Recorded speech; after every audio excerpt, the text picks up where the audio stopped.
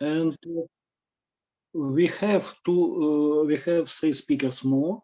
And first one is Julian Kern from École Normale Supérieure de Lyon with a talk, a model in population genetics. Please. Great. Hello, everybody. Thank you very much for having me, especially at this difficult times right now. I'm going to talk about a model that I worked on in the group of Alison Etheridge in Oxford some time ago, and which has been revived this summer when I met Bastian Wiederholt at the seminar in population genetics, and hopefully we're going to get some more results on it. I didn't know exactly how familiar you all would be with models in population genetics. So instead of going into the details of the proofs, I opted to stay more high level and give you the ideas behind the models and how we should interpret them. And so, yes, I hope this has the advantage that everybody can follow easily, but has a disadvantage that I will not be able to speak about proofs or technical details. Yeah. Okay, so let's start. First, let's start with like what type of models are looked at in population genetics. And I would say that two main models, one that is individual driven, where we've got a population of individuals, and every individual has a clock, and when it rings, it either dies or reproduces, and it doesn't care what the other individuals do. Examples of this are the Gaussian tree that some of you might know, branching Brownian motion or branching random walk, and perhaps also in random environment and other processes. And more recently, there's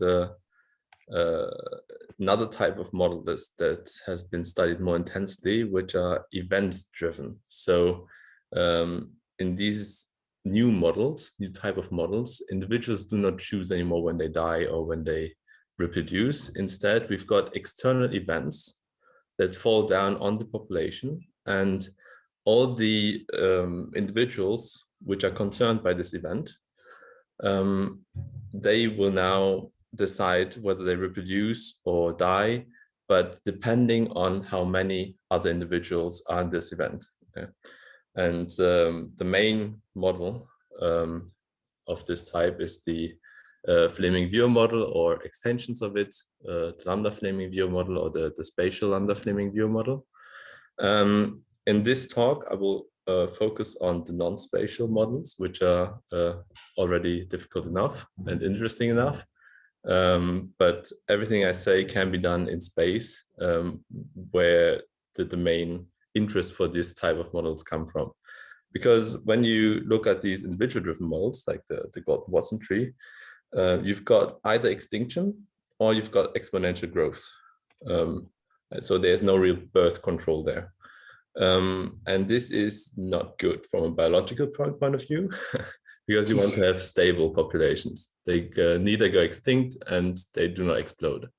And so you want to have some sort of local regulation, and this is done via these events that fall down on the population. Okay, let's get into the Fleming-Viewer process.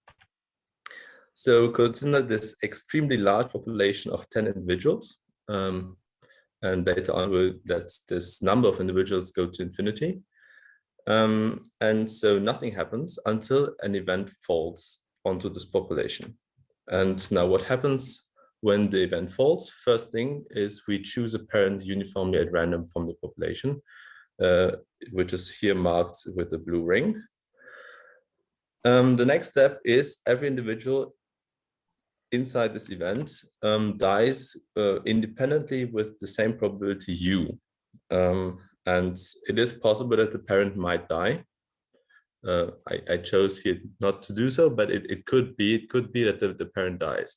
And in either case, whether the parent dies or not, we will add offspring to the population, which will have the same type as the parent. So in this case, green individuals.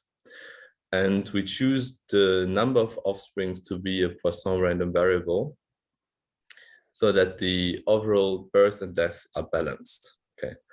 And so why are these balanced? So we can approximate the number of deaths by a binomial law of n with parameters n and u. Okay, so since the overall size of the population changes, this is not exactly right, but it is close enough.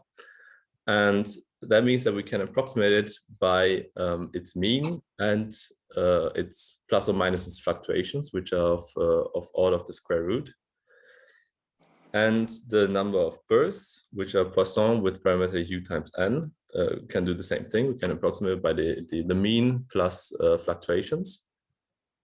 And now, as I said, we're interested in the limit when n goes to infinity.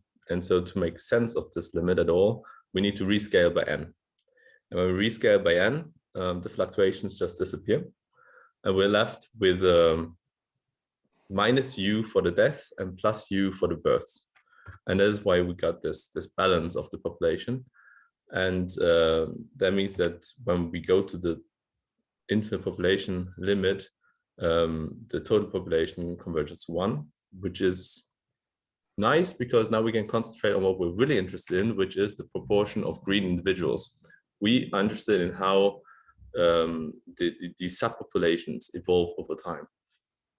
Now we can do the same analysis. Okay, so the number of deaths in the subpopulation is now binomial with parameters n times w and u, because we only look at the subpopulation of green individuals. And so we approximate it by mean plus fluctuations. And the birth, that's a bit different now, because when the parent is green, so has the good type, let's say, then we add a Poisson number of offspring. But when the parent is red, then this green subpopulation doesn't see anything. And so we add 0.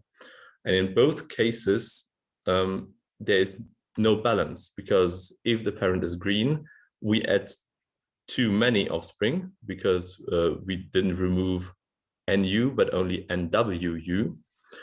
And when the parent is red, we have not enough offspring to balance the equation completely. And so we still should see some evolution in the proportion process. And so indeed, when we go to the limit, we get a Markov process, which has this generator, which might look a bit difficult at the start, but we can interpret it quite easily. So can you see my mouse? Yes. Perfect. Okay, so here we've got W, which says that with probability W, we choose a green parent. And in this case, the green subpopulation sees the deaths and the births. And when the parent is red, which happens with probability 1 minus W, we see only the deaths. Okay. And now the thing is, I've never said what this U is. And so this U is can be interpreted as the impact of one such reproduction event. And we can give some intuition for this. Imagine you've got a volcano eruption, and then in the area of the volcano, excuse me, can you show again the formula for generator? Yes. So it is just differences. You have jumping process. Yeah? Exactly, that's a pure jump process. There's not much interesting going on yet. Because as I remember, Sandra Tserai did something maybe with Fleming Viot, and she get some Markov process on the 0,1 with diffusion generator.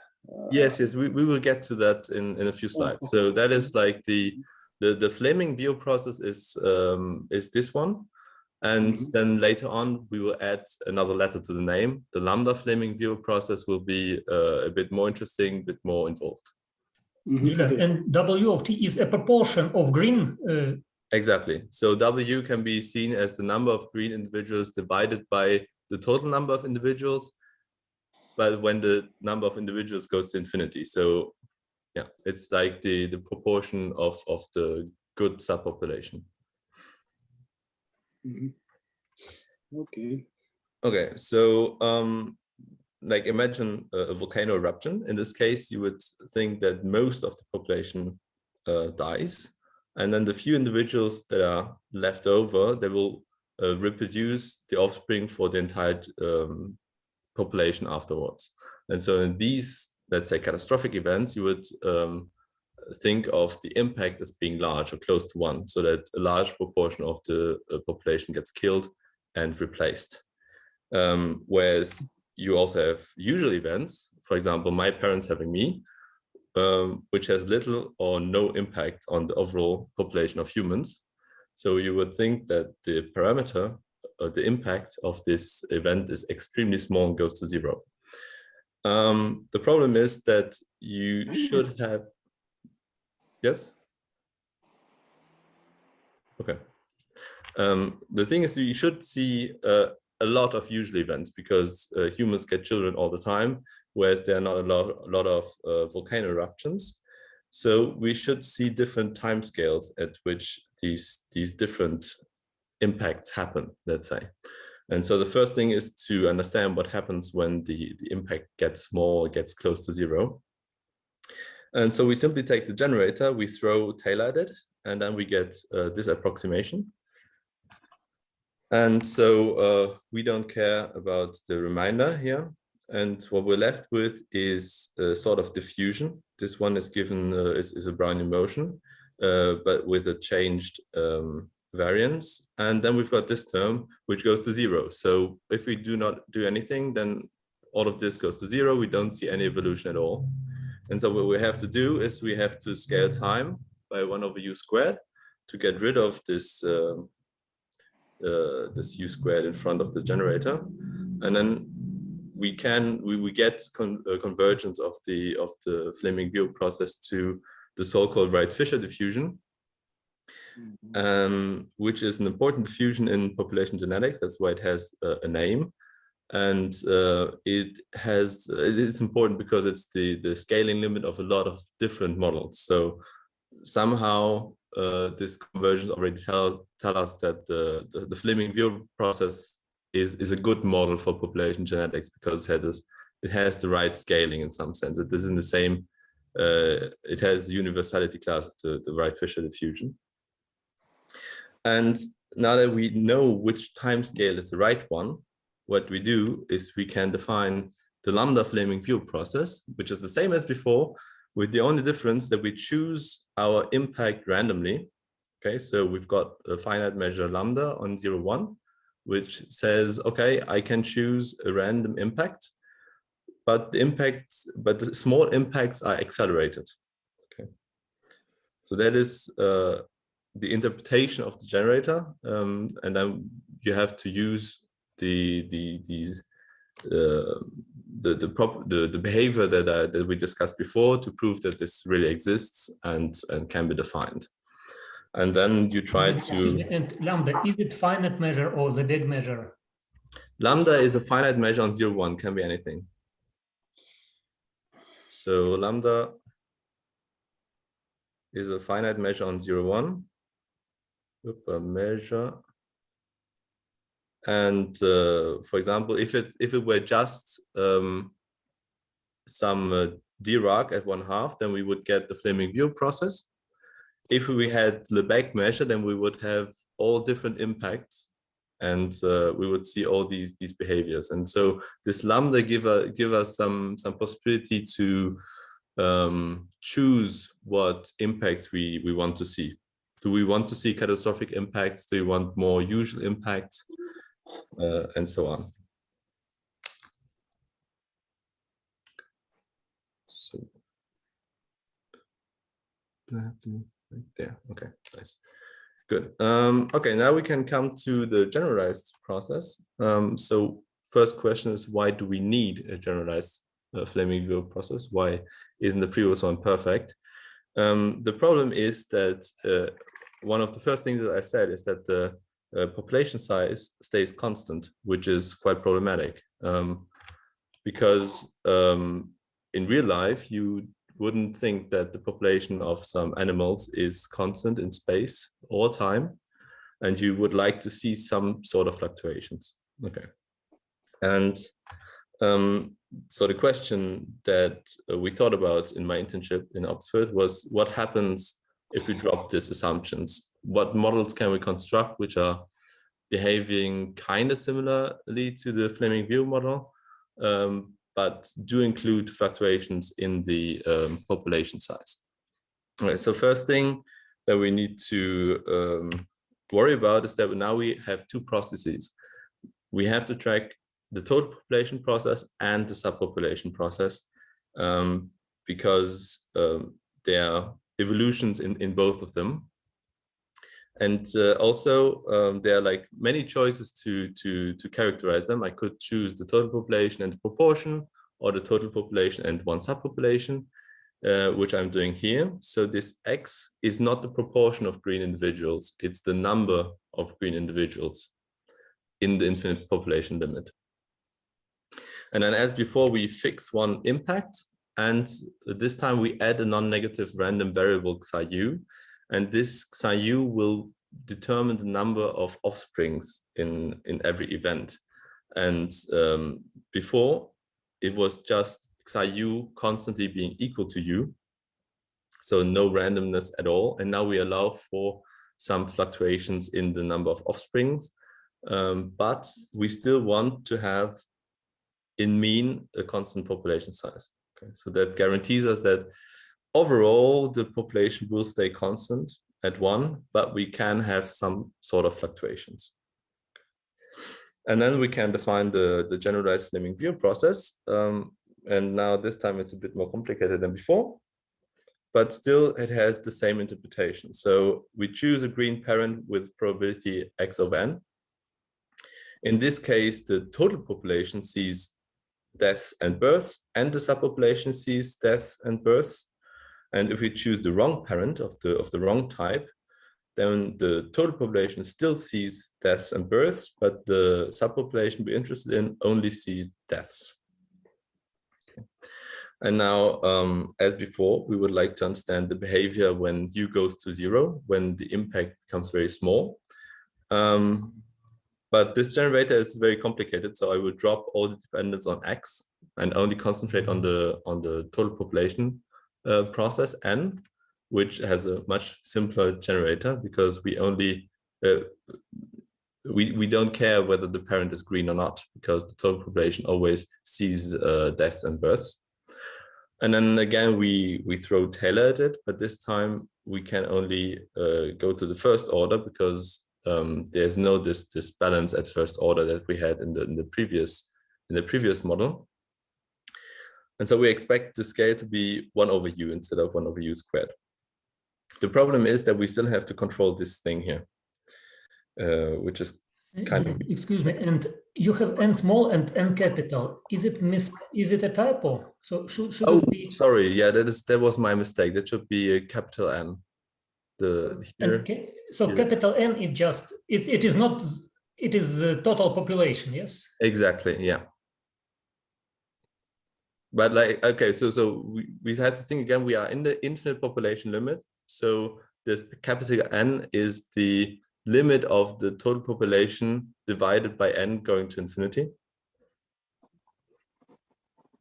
If you remember in the first one, we had this individual based model with the individuals giving birth and dying, but then we went to the infinite population limit where we rescaled by some fixed constant.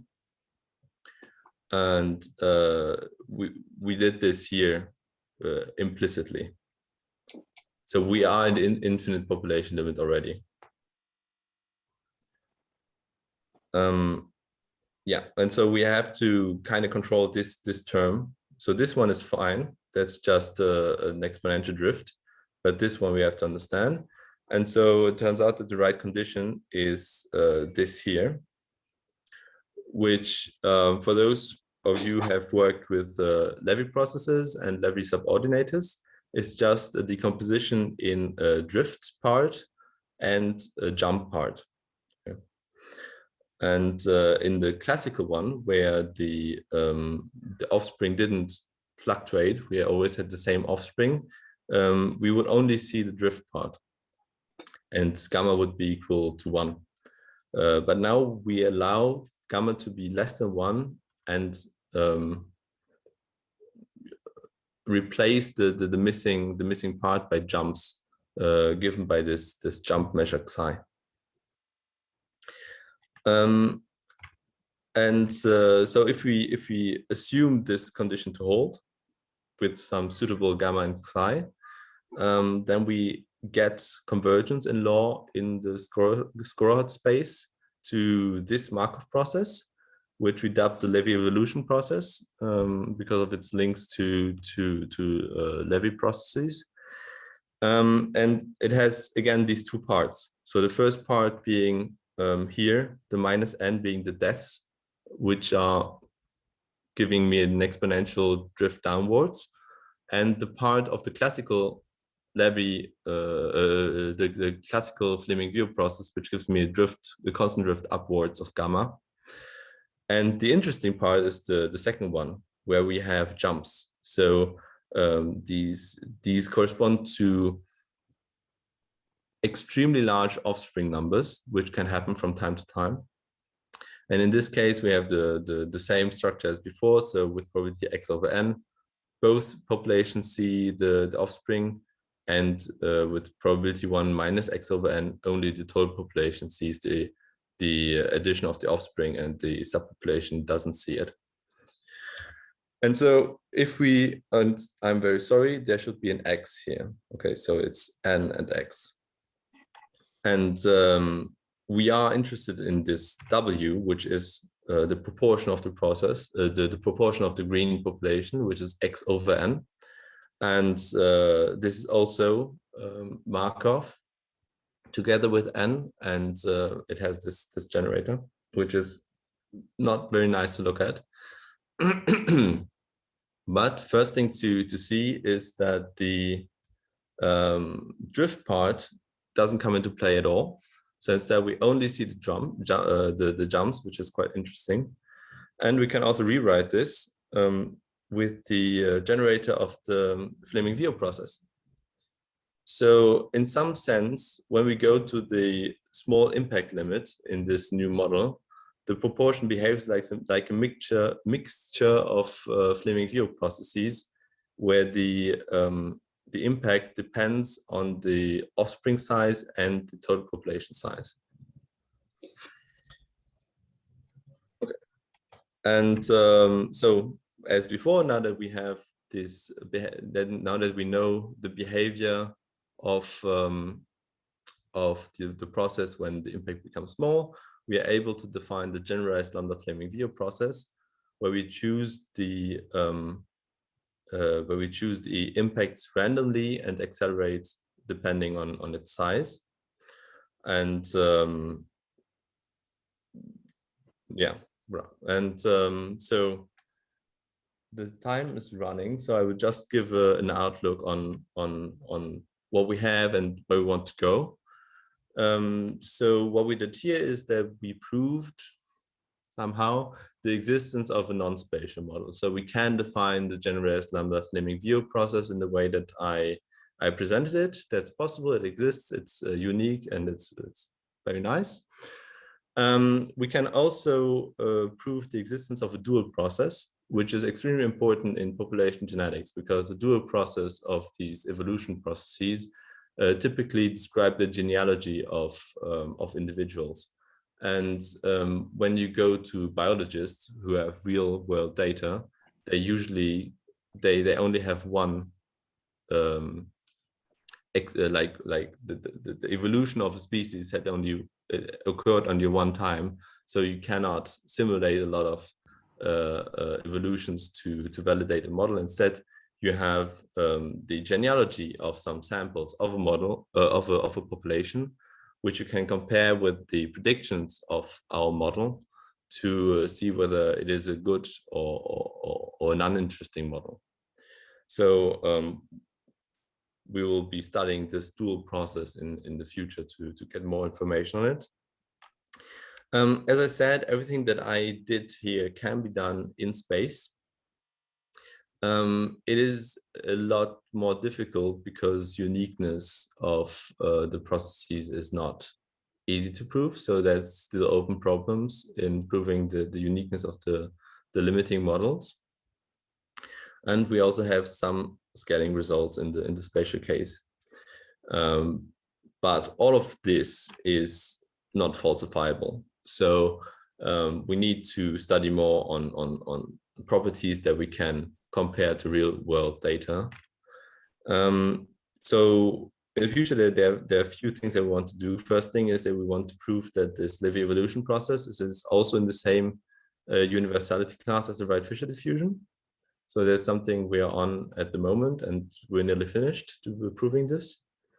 And then in studying the genealogy, one of the important things is to measure the time to the most recent common ancestor. So if you take a sample, a finite sample of the population, how long does it take to that they all coalesce into one individual?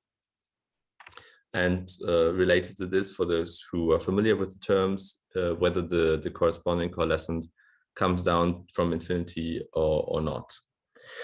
And then finally, again, only for those who are familiar with the subject, we would like to introduce mutations in the type of the individuals.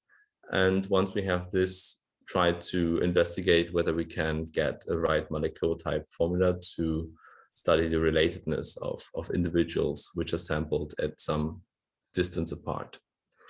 Okay, I think time's over, so thank you very much. And if there are any questions. Thank you for a very interesting explanation, talk. And let me ask you the following. You mentioned several times Wright-Fisher model as a right scaling aim. So you want to do different scalings, but if you have Wright-Fisher in the finally it's good, yeah. So it remains very similar situation with the Virasoro group with this renormalization stuff with Loner evolution and quantum physics. So it seems to me that when you will study spatial model, it is very interesting to study renormalization, which take into account not only time but also space together. Yes, and maybe it will be interesting to have some limits like not super diffusions, but like super process with constant path. Yeah. The perhaps something that goes into this direction is so the main reason why this lambda flaming VO process has become so popular is because the predecessor of this model was some sort of branching Brownian motion, which can converge to the super Brownian motion, but which has these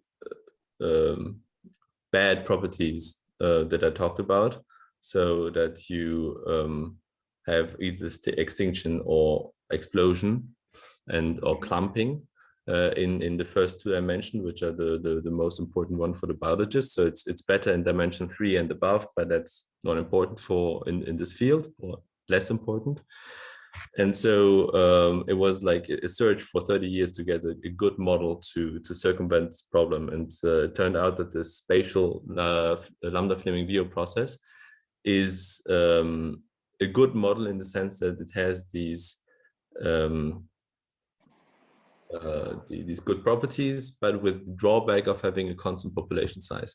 And so this is an attempt to get past this problem of a constant population size, but it turns out that this makes things a lot more difficult, especially because the genealogy is not a simple time independent, time homogeneous Markov process anymore. Oh, yes, it is interesting that you still were able to find this dual process, so at least in some cases. Okay. May I ask one short question? You have measured lambda and measured theta when you describe the generators. And the question is the following. these measures are finite. When we consider generator for Levy measures, the Levy intensity measure can be unfinite, but some integral with u or u squared should be finite. That's just a notational thing, because we say lambda is finite and then we divide by u squared. And what about the second measure? Theta, I think, or what in measure? a limit generator, Okay, so this psi that we had in psi. Okay, it was in the Levy evolution process, that is indeed the jump measure of the subordinator, so that it has finite mean, but it could be of infinite mass. Mm-hmm. So you proved in this general case. Very interesting. And one more question, maybe for the future. Maybe it will be possible to consider also motion of particles and not to consider proportions, but like measure valued processes. Yeah, so that is one thing that we want to do. So in general, what I suppose that what you're talking about is that in the general Fleming-Vieau case, you have a continuum of types, and not only two possible types, but you can have a measure describing the proportion of types.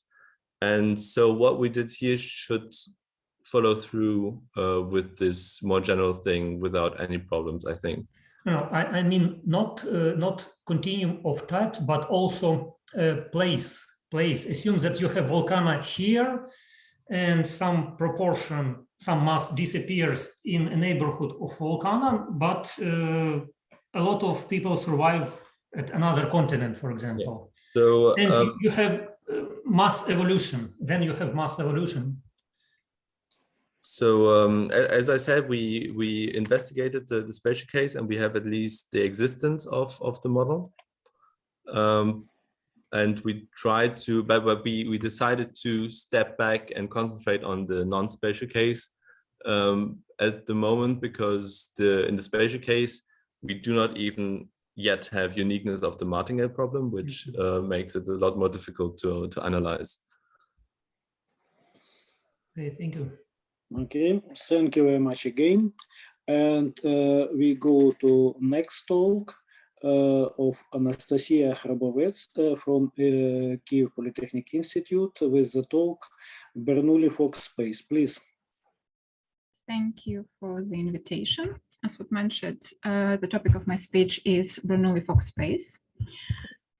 It is known that a space of square integrable functionals from Gaussian white noise is used for describing a Boson system. In this work, we will build an approximation of Gaussian white noise based on Bernoulli random variables and discuss some properties of such noise. Then we will build Feynman diagrams for Bernoulli noise and see how these diagrams converge to the Feynman diagrams for Gaussian white noise. So this is our plan for today's discussion. And let's start with the definition. First, I will call a definition for Gaussian white noise. Suppose that we have Hilbert space H, and for each vector from that space, there exists a random variable with normal distribution that satisfies the following properties. Linearity, mean equals to 0, and variance equals to squared norm of H. And we will call a set of such random variables H from Hxi by a Gaussian white noise on H.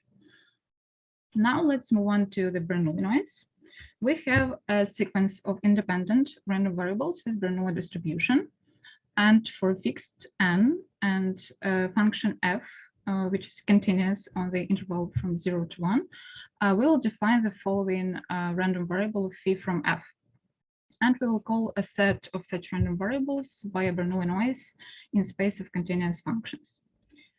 Now let's show that this Bernoulli noise is actually an approximation for Gaussian white noise. A theorem states that for any continuous function, variable phi from f weakly converge to the corresponding element of Gaussian white noise. The proof of this lemma is based on the convergence of characteristic functions. Using the fact that Bernoulli random variables are independent, we can represent the characteristic function for phi from f as follows. And then, using the series with Bernoulli numbers for logarithm of cosine, we can represent the characteristic function by the following expression. Now let's look at this sum over here. We know that f is continuous on the closed interval. Consequently, it is bounded by some constant m. So for p, which is greater or equal than 2, we can show that a corresponding term will converge to 0. If p equals to 1, this term is exactly a Riemann sum for the following integral. And this integral is a squared norm of f in space of square integrable functions. So we've got convergence of characteristic functions. And it proves that phi from f weakly converge to the corresponding element of Gaussian white noise. So we've just shown that Bernoulli noise in limit is a Gaussian white noise. The next step is a discussion of the moments for linear functionals from that noise.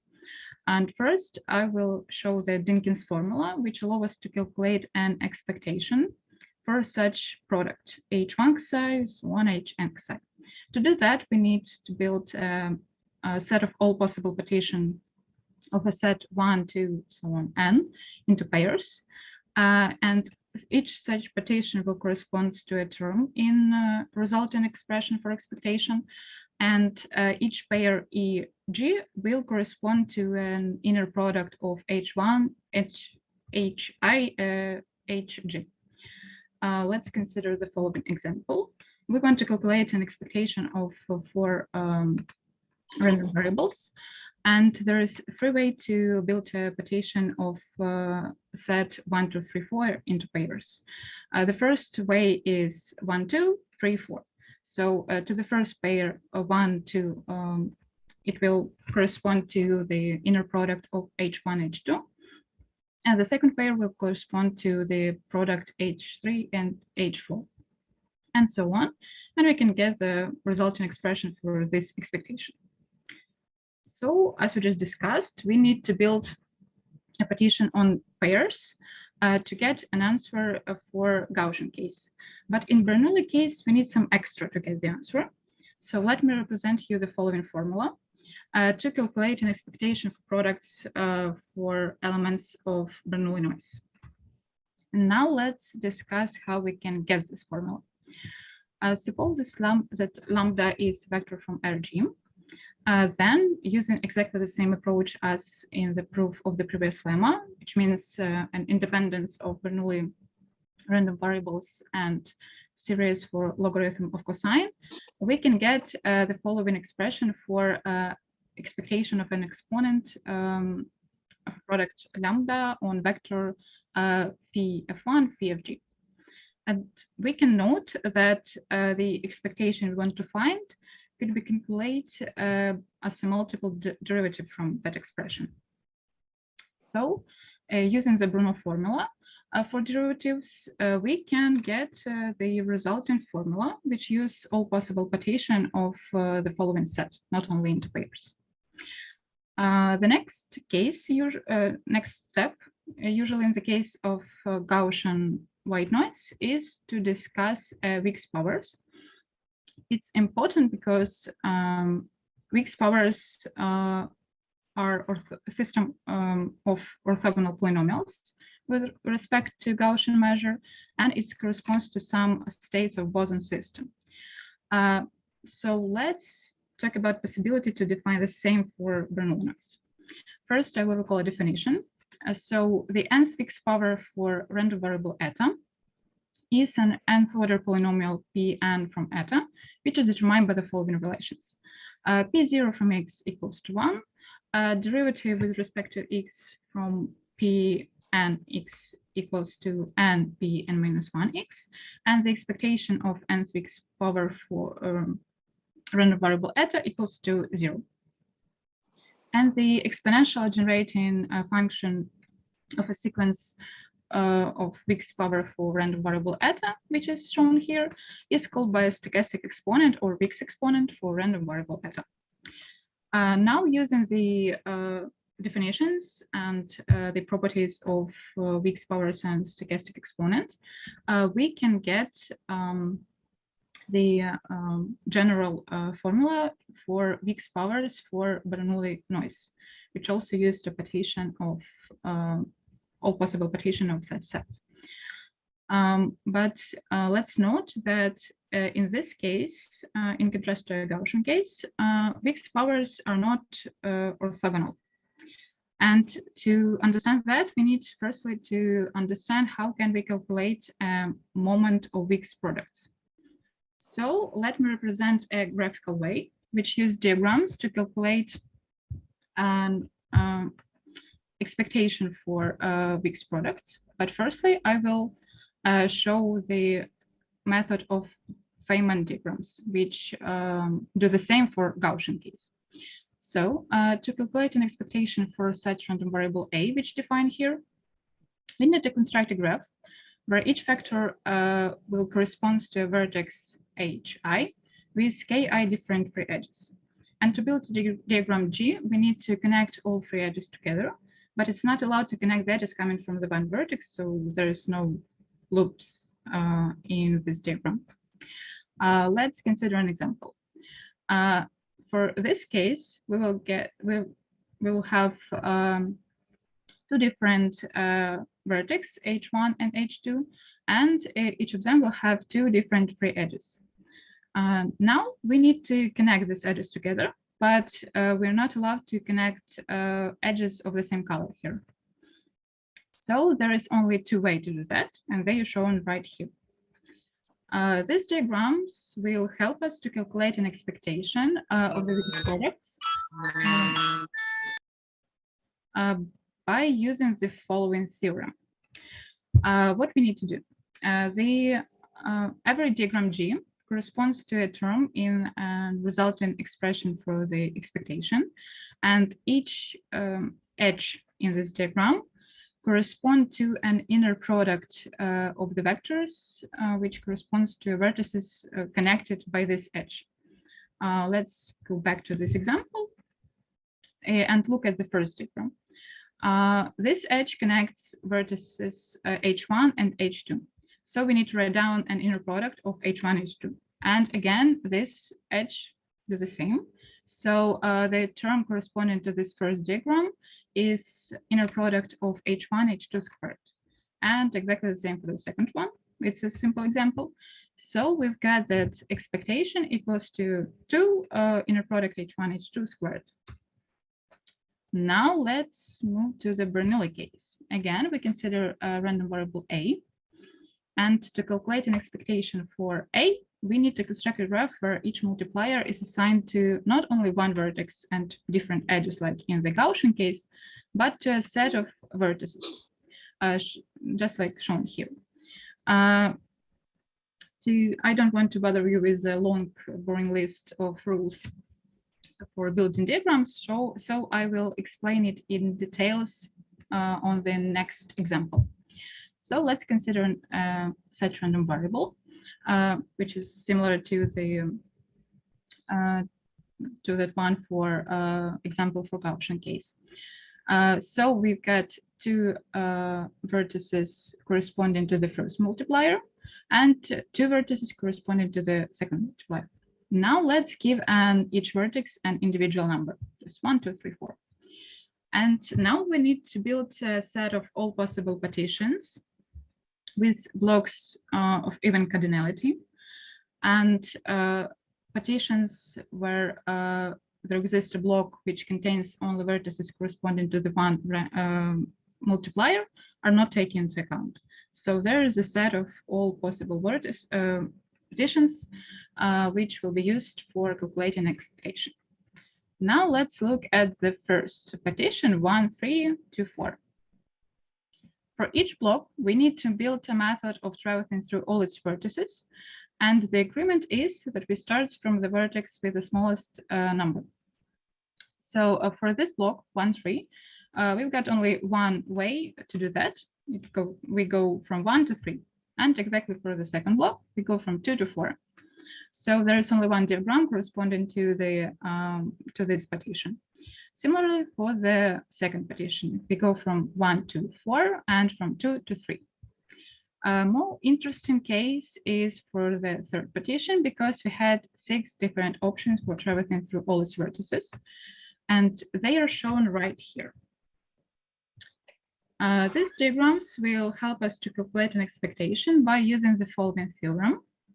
Again, each diagram will correspond to the term in general expression for an expectation, and this term will be calculated by the following formula, where S is a partition in which every block is arranged in accordance to an order of traversing, and this M is a number of pairs of two neighboring elements in this traversing, where the first element is smaller than the next one.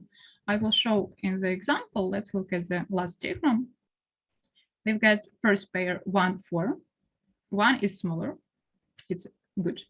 The second pair is 4, 2, but 4 is bigger. And this third pair is 2 and 3. And again, 2 is smaller. So for this case, M is 2. So using this formula, we can calculate terms corresponding to each diagram for our example, and we can get the resulting expression for an expectation in Bernoulli case.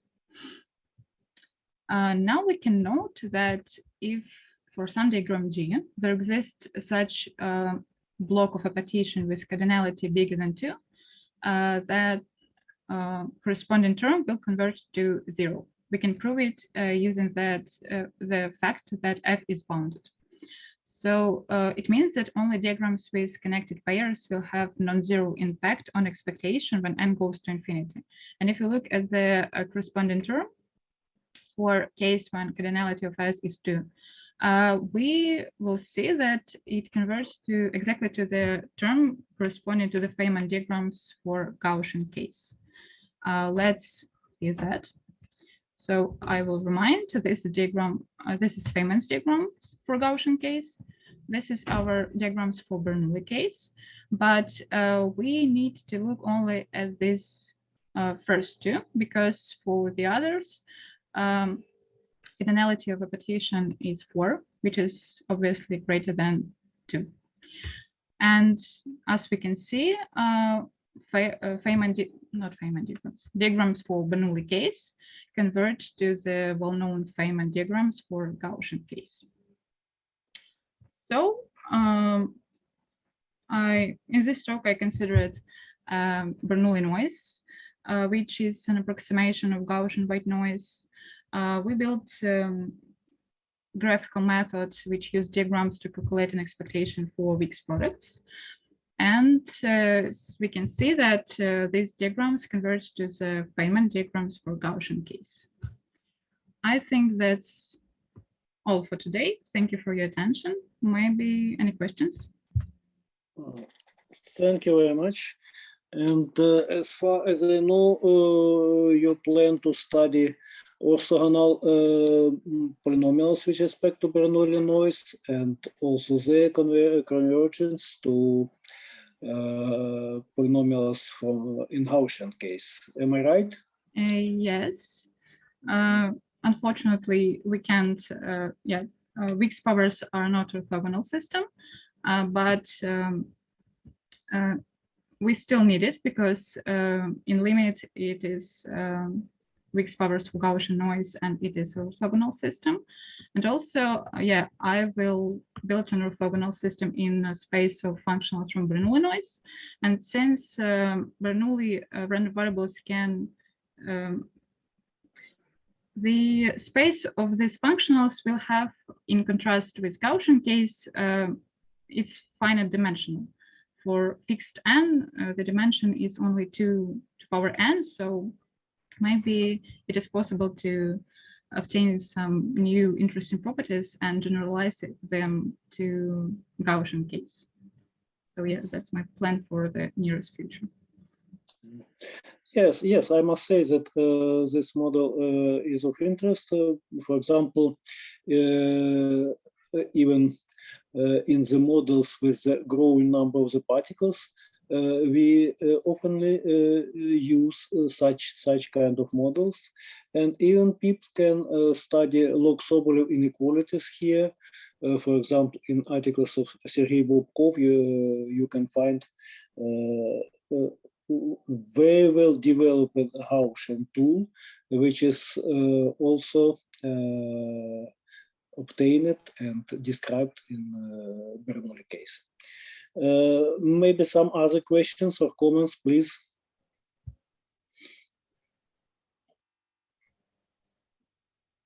Okay, we have a time, but I think that if Yurii is here, this our last speaker, and I think that he is here, we can go to the next talk. This is the last talk of our meeting today, and speaker is Yurii Miniailyk from Richelieu Lyceum, Odessa, with the Gaussian noise related to generalized Ehrenfest model. Please, Yurii.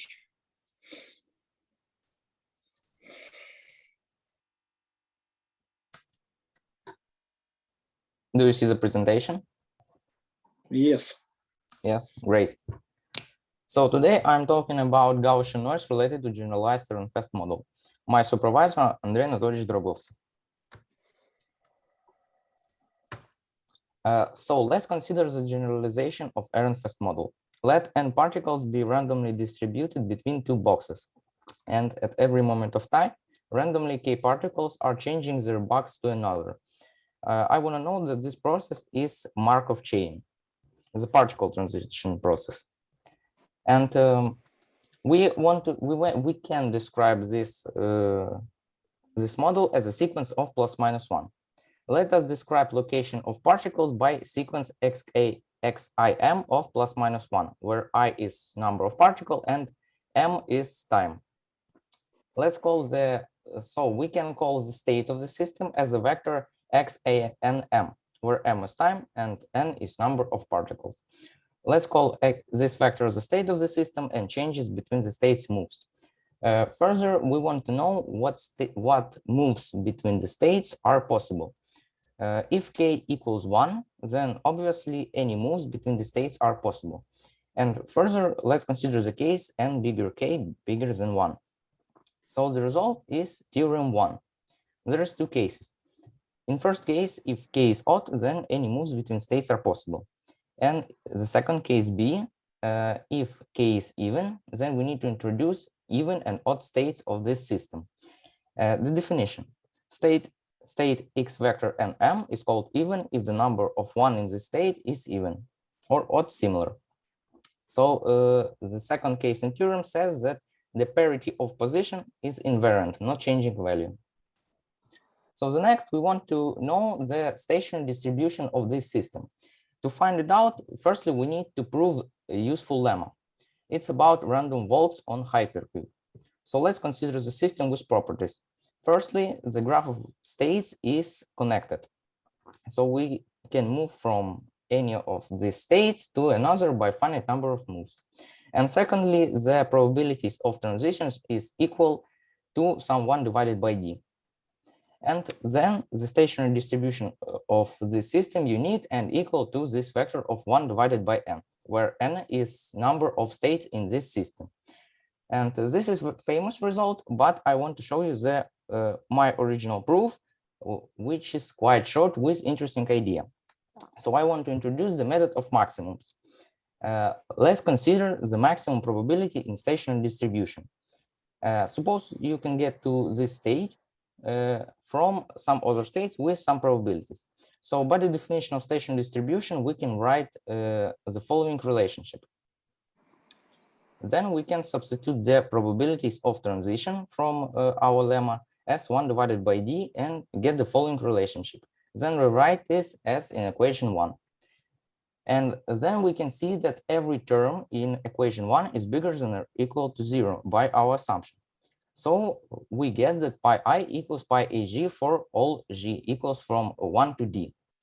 And as the graph of states are connected, then we can do the similar arguments for all other states. And that means that for every st, pi s equals pi t. So from as the sum of all probabilities in a station distribution equals 1, we get this result.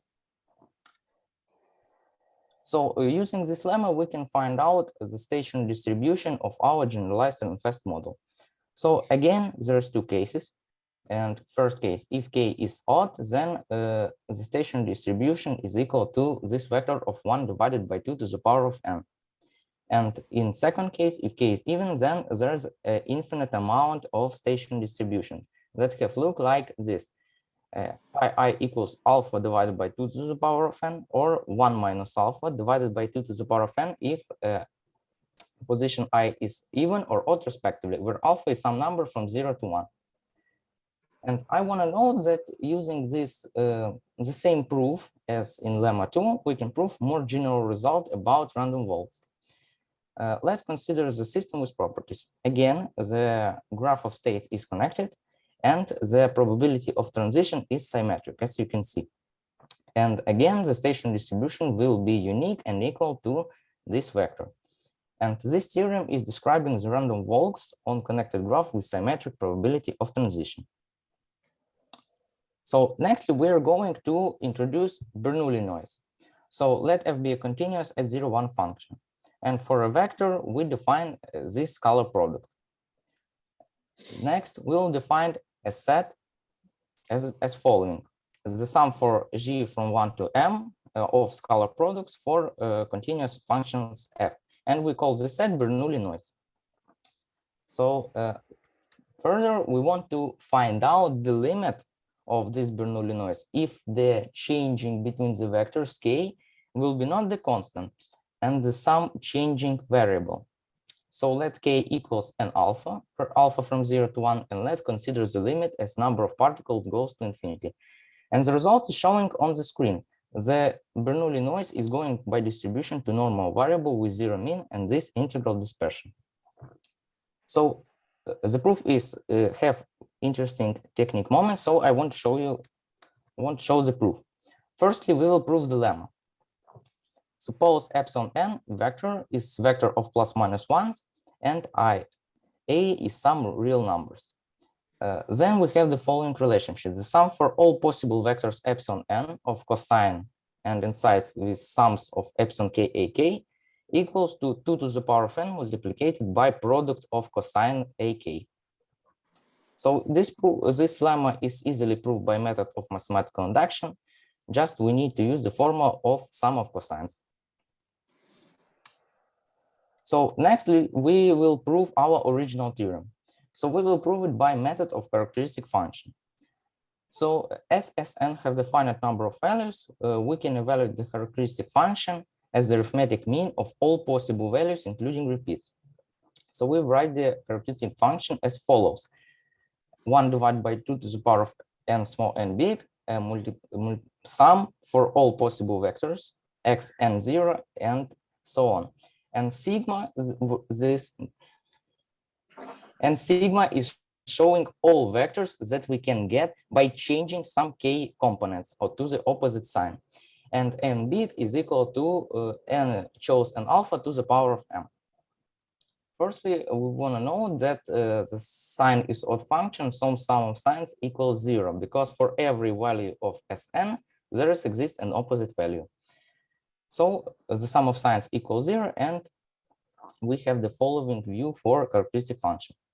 Let's introduce vectors xag, which we can get by using sigma g times for vector of ones, where g is time and I is some number of configurations. And for every configuration I, we have the following view of Sn. We can just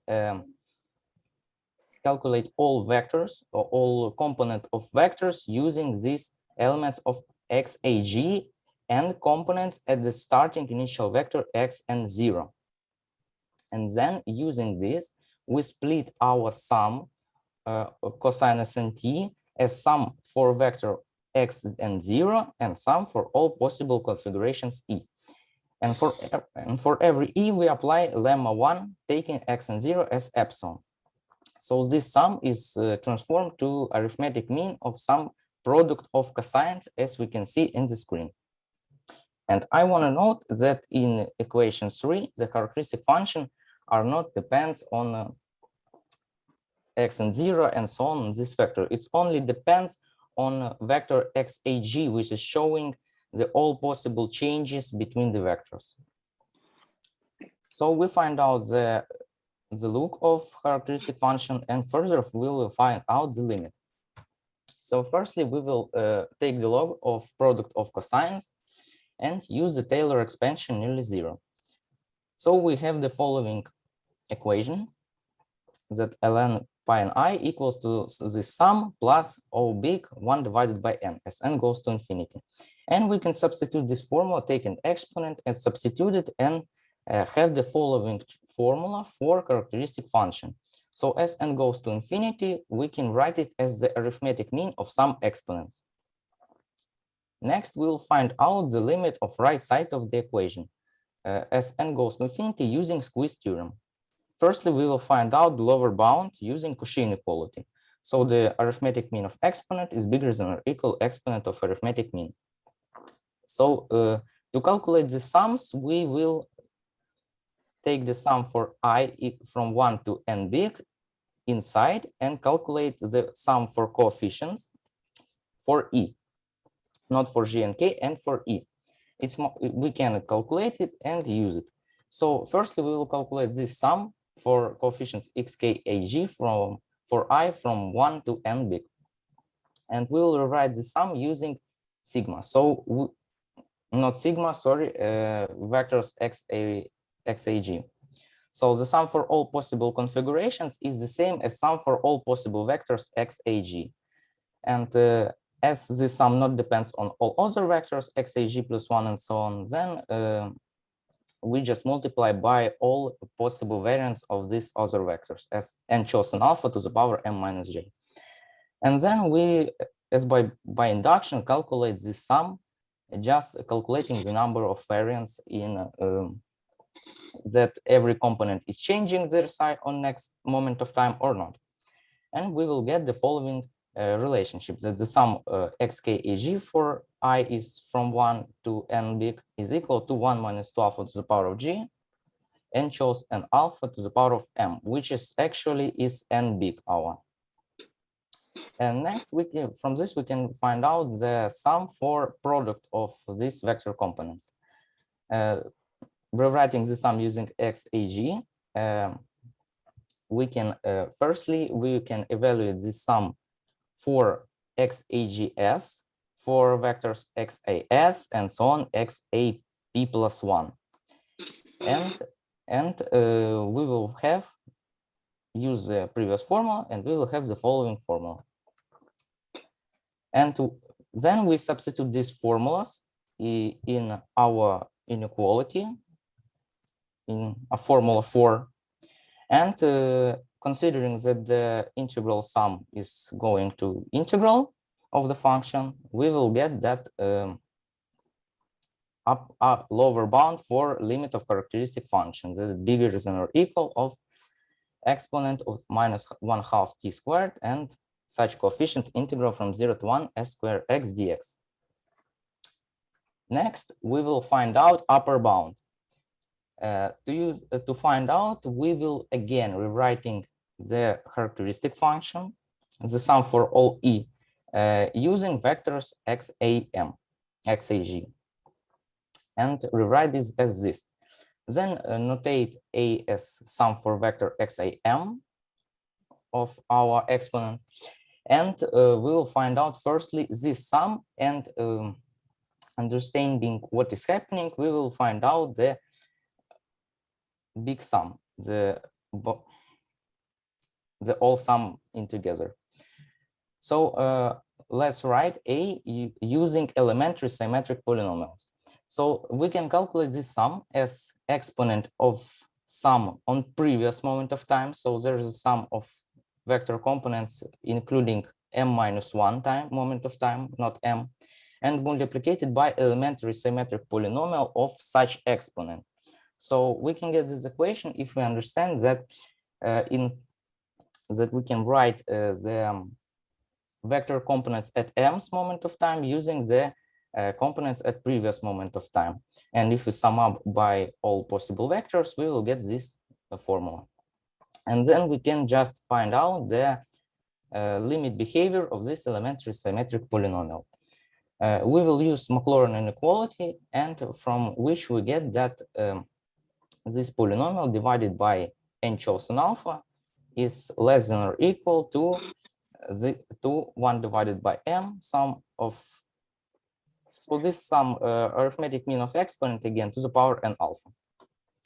And we just use series expansions and find out that this is actually equal to exponent to alpha t squared integral sum and sum for coefficients plus O big 1 divided by n as n goes to infinity.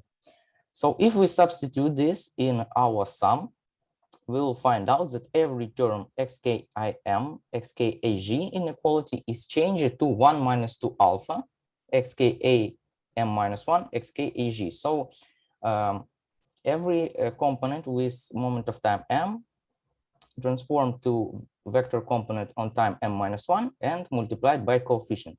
And if we do this m times, then every term xkis, xkip inequality is changed to this 1 minus 2 alpha to the power s minus p for s bigger than p.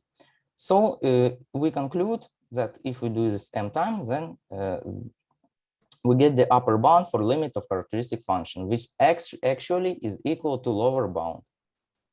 So this finishes the proof. And lastly, I want to say that we can generalize theorem 4 and consider this sum of scalar products. We can take the real numbers lambda g and put it before the scalar products. And then the sum actually will be again at the limit the normal variable with zero mean and such integral dispersion. And the most important, the consequence of this theorem, that correlation between two scalar products is going to 1 minus 2 alpha to the power model s minus p integral from 0 to 1 f squared. And this is one of the most important results because it's showing us how the scalar products is changing by the times. And it's showing us that this coefficient 1 minus 2 alpha is showing us the changing. It's very deep in this model. This coefficient is showing us the changing between scalar products, and that's very interesting. And lastly, I want to say that limit behavior of Bernoulli noise is very similar to Gaussian noise. So suppose x0 is some normal variable with such characteristics, and nu n is a sequence of normal independent variables from n01. Independent from x0, and xn is find out with this relationship, recurrence relationship. Then xn is normal variable with such characteristic, and covariation is very similar to covariation from the previous slide, as we can see. So cs is something behaving something similar to our scalar products. And this all. Thank you for your attention. Okay, thank you very much. Let me make a few comments. The one is that, as we see, we get the discrete Ornstein-Beck processor, simply autoregression process with the step 1 as a limit because of we have this scaling with respect to k. From the first look, it seems that it is like very simple generalization of the Ehrenfest model. But if we connect it with the random motion on the hypercube, then we understand that this model must be modified to be included in the usual Ehrenfest or just simple motion on the cube. It can be done, but it requires additional constructions, because here we choose k different balls. So we cannot say that this model simply obtained from the Ehrenfest model by choosing k step. In Ehrenfest model, we have a possibility to choose the same ball on the next step. So we have such a convergence to Ornstein-Uhlenbeck process, and I think that the next our step will be the speed of convergence of this weak convergence. I think that we will do some large deviations principle for this model. Maybe some other questions or comments, please.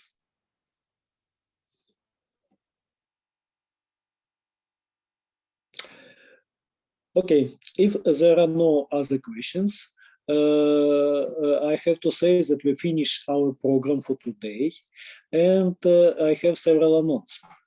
The first one is that all participants will get this by electronic mail a certificate of the participation in our mini conference.